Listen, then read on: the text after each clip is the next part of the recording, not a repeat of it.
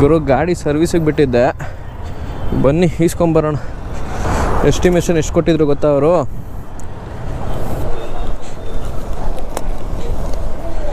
4500 ಕೊಟ್ಟಿದ್ರು. ಗುರುವೇ ಬಿಲ್ ಬಂದ್ಬಿಟ್ಟು 4,500 ಕೊಟ್ಟಿದ್ರು ನಂಗೆ ಗಾಡಿ ಬಿಟ್ಟಾಗ ಎಸ್ಟಿಮೇಷನ್ನು.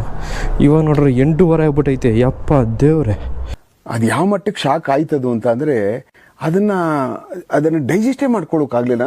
ಹೀಗೂ ಆಗುತ್ತಾ? ಹೀಗೂ ಉಂಟಾ? ಹೀಗೂ ಸಾಧ್ಯನಾ?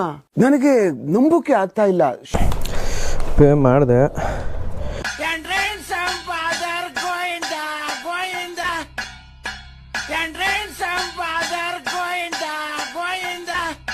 ಇವಾಗ ಹೋಗಿ ಗಾಡಿ ಇಸ್ಕೊಳ್ಬೇಕು ಗುರು.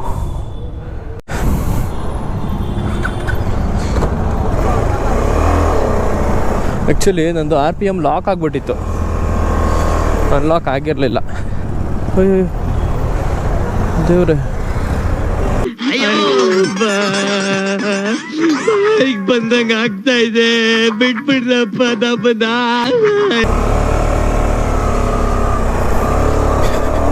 ಏನ್ ಗುರು, ಈ ಲೆಫ್ಟ್ ಜಾಗ ಇದ್ರು ಬಂದು ನನ್ನ ಹತ್ರನ ಗುದಿಯಾಕೆ ಬರ್ತಾರೆ.